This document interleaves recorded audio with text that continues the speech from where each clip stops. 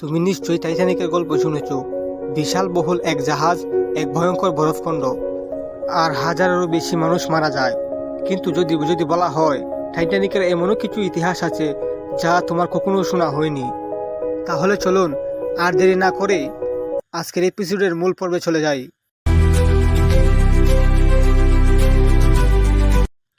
Titanic শুধু জাহাজ নয়, এক প্রতিযোগিতা।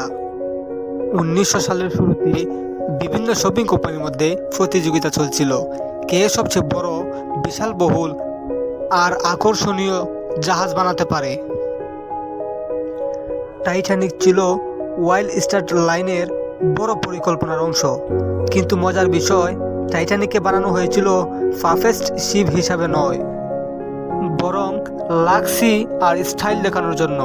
আর মিডিয়া তারা এটাকে অজেয় বলে প্রচার করে, যেটাই পরে বিপদের কারণ হয়ে দাঁড়ায়। দুর্ঘটনার দিন টাইটানিক 6 বার বরফখণ্ডের সতর্কবার্তা পেয়েছিল, কিন্তু বেশিরভাগ বার্তাই ক্যাপ্টেনের কাছে পৌঁছায়নি, কারণ রেডিও অপারেটররা যাত্রীদের ব্যক্তিগত মেসেজ পাঠানো নিয়ে ব্যস্ত ছিলেন। তারা আসলে মনে করতেন জাহাজের কোনো ত্রুটিই ছিল না।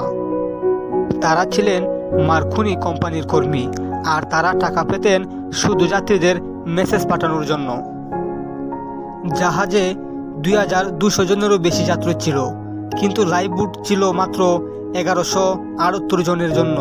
তখনকার নিয়ম অনুযায়ী লাইফ বুটের সংখ্যা নির্ধারণ করা হতো জাহাজের ওজন দেখে, যাত্রীদের সংখ্যা দেখে নয়।